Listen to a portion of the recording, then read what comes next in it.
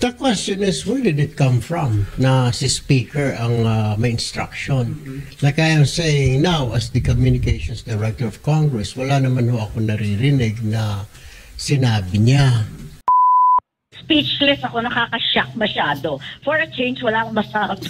Kasi, alam naman natin lahat. Naku, hindi naman nagkulang ang video sa expose.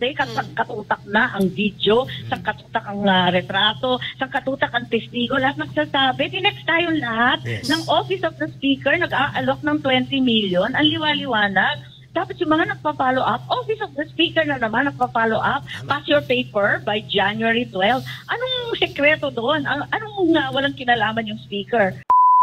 Kay Congressman Raul Manuel, ang sinasabi niya is, tuloy pa rin yan kasi ang plano daw ay iregalo kay Presidente Marcos bago mag-SONA itong complete na yung petition at tanggap na ito ng COMELEC and nakaschedule na ang referendum para dito. So, di ba? Meanwhile, ang ilang mga kongresista naman deny to death.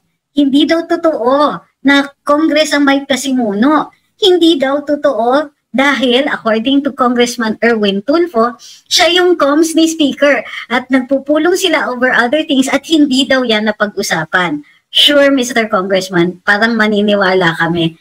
Ay nako, unang-una, Congressman po kayo, yung pagsasabi ninyo na kayo ay comms ni Speaker or comms ng House, medyo unusual yan. Kasi binoto yung party list ninyo para kayo ay gumawa ng batas. At yung iba pang mga activities na kaakibat ng paggagawa ng mga batas na yon, katulad ng pag-upo sa mga hearing, pagbigay ng privilege speech, and so on.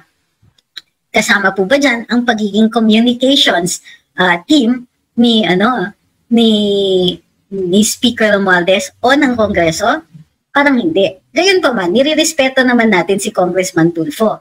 Pero unusual lang talaga yung sinasabi niyang ganon. At of course, pinagtatanggol niya ang Kongreso at si Speaker at ang sinasabi niya, hindi daw totoo na si Speaker at ang Kongreso ay involved dito. Well, sure. Pero kayo po ang bukod tanging magbe-benepisyo dito sa sa People's Initiative. Diba? Natural, iisipin ng mga tao kayo may pasimuno niyan. Bukod niyan, ay may nagsasabi naman ang mga local officials na ang nagtatawag ay mga kongresista or in particular ilang mga powerful na kongresista at tinatanong kung kamusta na yan at kung ilang at nagtutulak pa na kung ilang mga signatures ang dapat nakukuha o dapat makuha. Kailangan daw minimum ng 3%. Pero dapat makapuno sila ng 12% para tuloy-tuloy na daw. Nakakaloka. Obviously, gusto nila yung 12% para hindi na ma-question yung petition nila. Ayun, sabi ni Ma'am Anita Aquino, sinabi na rin ni Erwin Tulfo, ni Kong Erwin noon, na walang impeachment kay VP Sara sa Congress. So, oo nga, gayon pa man, ang nadulas dyan ay si Congresswoman Franz Castro, isa pa sa kanilang mga kasamahan doon. Kaya parang, mahirap naman kung Erwin, paniwalaan yung sinasabi ninyo. At ang pinipresenta po ninyong ebidensya ay medyo self-serving. Ang sinasabi nyo, comms ako ni Speaker at kasama ko sa pagpupulong, wala naman na pag-usapan na gano'n. Talaga? Sure. Sure, sabi nyo pero ito na nga, so tinutuloy pa rin. Bakit tinutuloy? Diba? Kaya ba nilang sabihin, halimbawa, kaya ba ng Kongreso, sabihan ng Presidente na huwag na po kayo makialam dito. Of course, pinanigan ni Presidente ang Senado. Ayon kay Presidente, Senador din ako dati.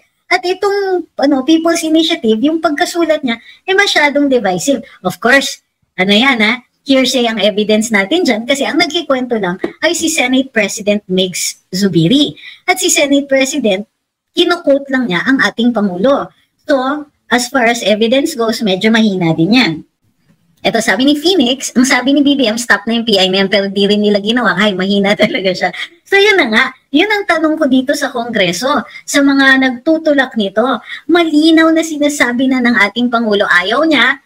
Malinaw na pinanigan na niya yung Senado. Pero tinutuloy pa rin. Kung matuloy yan, kung maipasa yan, isasabihin na naman ng mga tao, ay, ano bang klaseng leadership yan? Hindi niya kaya? Hindi niya kaya mapagsabihan yung mga tao. Sinabi niya kay Senator Migs Subiri, o ganito, gumawa lang kayong resolution sa Senado at ipa-approve ninyo para pareho na sabay na kayo ng House. At harap-harapan, sinabi naman ni Speaker Romualdez kay Pangulo na, of course, hearsay din to, na susunod daw sila. At of course, may statement din siya. At the same time, may isang ibang congressman dyan na nagsasabing, successful ang House. Kasi hindi naman daw gagalaw ang Senado kung hindi gumalaw ang Kongreso. O anong ibig sabihin nun? Di umamin sila. Sila yung gumagalaw dyan sa People's Initiative na yan. So, ito yung ang weird, So, ito na naman tayo. Hindi sila magkaisa. Hindi rin, okay lang sa atin, hindi sila magkaisa, pero hindi tama yung mga kwento nila. Sinasabi ng ibang kongresista, hindi totoo yan, wala kaming kinalaman dyan. Yung isa naman, yay, panalo ang House, kasi kung di dahil sa amin, hindi gagalaw ang Senado. At the same time, sinasabi ng presidente daw na masyadong divisive yung sa House, water down yung boto ng Senado. O ganito na lang, yung simple na lang na pag-amyenda ng saligang batas. So, may napansin ba kayo? Sabi ni Vin, tigil lahat ng gawain pang nalalay. Pero ito, napansin ba ninyo? Sila lang ang nag-uusap. Kausap ni Presidente si Senate President. Andyan si House Speaker. So, tayo yung nakapansin. Kung hindi nyo kung naaalala ninyo, in fact, dito sa Luminous, tayo yung unang nagsabi, itong People's Initiative, gusto nila pala mas mabigat yung powers ng Kongreso at hihina ang Senado. So, parang nagpi-People's Initiative kayo para dumagdag yung power ng Kongreso at halos sila na lang kakayanin nilang umarangkada mag-isa at makapag-propose ng mga pagbabago sa saligang batas with or without a discussion of the people. And that is something that I noticed. Usap sila ng usap. Hindi tayo kasali sa usapan. Kahit yung sinasabi nila, yung economic provisions, yan ang babaguhin natin. Teka muna, tinanong nyo ba kami?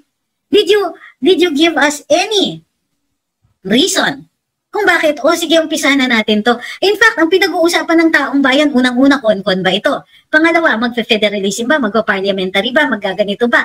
Hindi, wala yun sa usapan. Sila, economic provisions. Ito kasi nga, ang naging, hindi magandang information campaign nung last administration. To be fair, hindi naman si Presidente Duterte ang nagsulong ng idea na kailangan baguhin ang economic provisions. May mga grupo lang na nagsasabing, yung 60-40 kasi, yung 60-40, parang hindi binasa yung saligang batas. Yung primary protective mechanism yun para dun sa extraction ng natural resources natin. And of course, pinoprotektahan din natin with 100% Philippine citizenship na ang ownership of land. Umani naman ito ng iba't ibang reaksyon mula sa ating mga netizens. Ayon kay MR Sarinas, pwedeng maging komedyante sa pelikula si Erwin. Pahayag naman ni Lovely Silverio, huwag puro ngaw-ngaw ilabas ang ebidensya. Tandaan ang ngaw-ngaw na walang ebidensya, chismis yan. At ito naman ang saloobin mula sa ating kababayan na si Arlene Florentino Peyot, Tulfonatek ka Erwin, ilang bag kaya ang natanggap mong suhol, halimaw ka rin. Mga kababayan, feel free to comment below para maglabas ng saloobin sa balitang ito.